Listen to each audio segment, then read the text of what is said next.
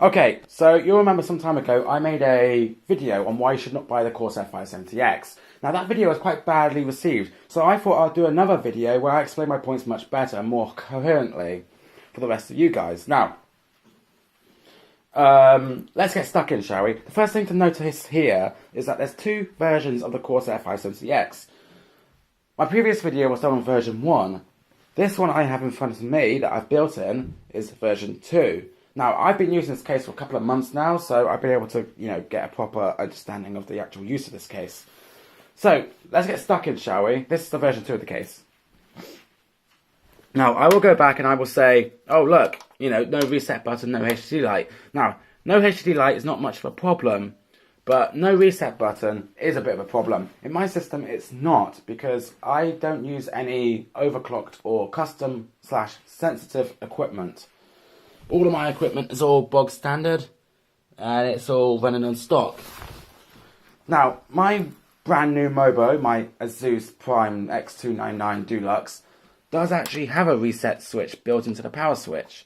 It says that if you hold the power switch down for 3 seconds, you can reset the computer. But that didn't work for me. I have no idea why, but whenever I've B-solded, I've never been able to get that to work. So, no reset button is still a massive problem. Coming over to HDD light, the light on here and the light on the front here for the Corsair logo, they are both really bright. I mean, they're like fog lights in your room. They will light up your entire room, and probably most of the street. They're much brighter than any of the fans or any of the other lights on your computer. They are really, really, really bright. I have no idea why. Talking about lighting, you can't turn the fan lights off. The only way to turn the fan lights off is to actually unplug them, as I have. So that's another little point. You can't actually turn the fan lights off. Okay, so let's get stuck into the actual case itself, shall we? And I'm going to talk about why I believe this case is a bit rushed and why its quality is a bit cruddy. So, very first thing, this case will gather a lot more dust than most other cases you have. Now, the reason for that is because the side panels here have quite a little bit of distance between their resting place and the side of the case. Let me show you a little bit about this. I haven't cleaned my case yet, and you can see there, I've got quite a lot of dust in the back of this case. Now, that's because of the gaps in the case. More dust has been able to get in. As such, my case has become more dusty and my components have become more dirty. Now, that can actually hurt your temperatures, that can hurt your overclock, and that can hurt your performance, that can hurt your everything, basically. And can actually mean that you're having to clean out your case more often or deal with worse temperatures. Other little points in this case. For example, these pillars here, they're really easy to break. And if you break them, you actually break the little clip that's down here. And doing that, you have to go back to Corsair and you have to ask them, oh, can you give me a new one, etc, etc, etc, and hope that they do. That could have been solved with nothing more than a screw-in mechanism. A little bit of a screw-in mechanism would have made these a lot stronger and would have meant that they wouldn't have broken. It's exactly the same with the front filter panel. The front filter panel has no magnets on the top.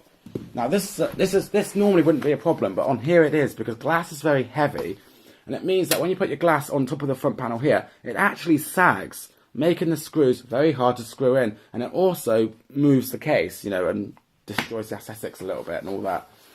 So, it feels like this case is not very well thought out. And the version 2 of this case also adds some oddities as well. So on the back here, you can see that there's some random scratch your fingers to hell holes. And they're not symmetrical either. So there's one side, 3. The other side, 3 randomly placed in there. And there's 3 there. And the 2 down here are symmetrical.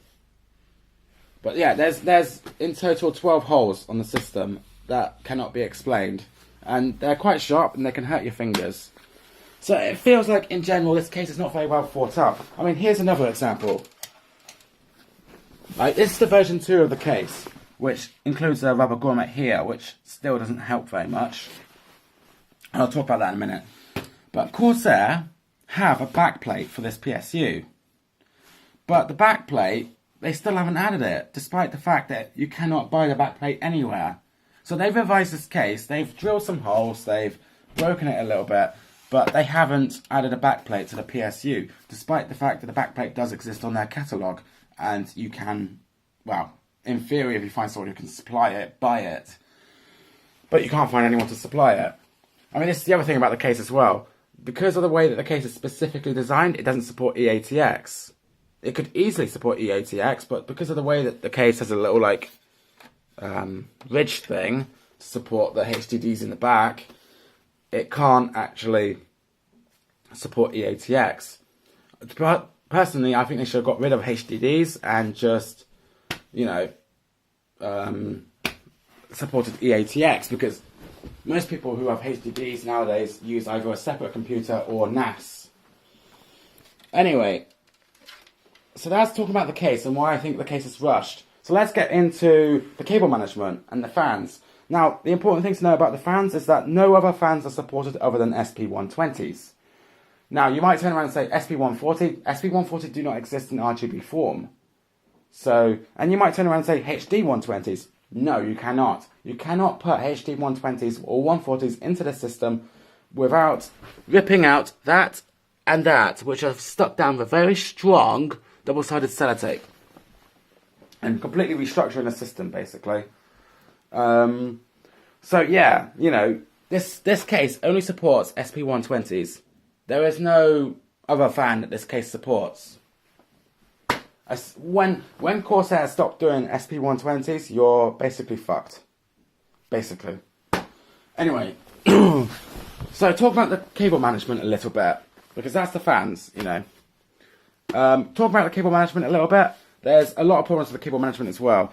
Now, if I bring it out a little bit, you'll notice that I wasn't able to use the middle panel here, the middle cover. No matter how much I tried, even taking out my fan cables here and just leaving the base, you know, set of cables in here, I could not get the column to work correctly. It's just too small, you know. When you've got all your parts and everything in there, it's just a little bit too small.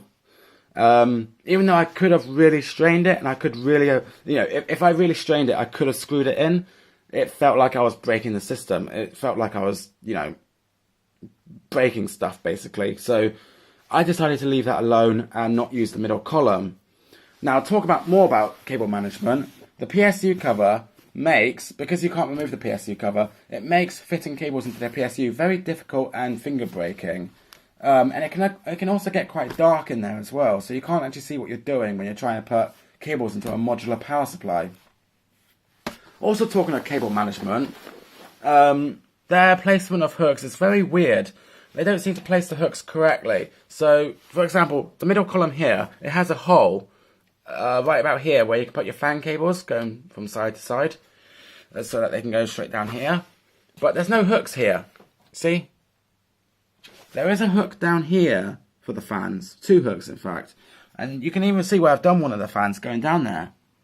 But you can see that the cable for that fan is really bad. It's really ugly. It's really horrid. In reality, what you want is to be able to, you know, trunk all your fans straight across there, all neatly. You know, you know, you should really have some neat hooks here so that you can trunk your fans. You can trunk all your cables correctly. And I felt as though that was missing.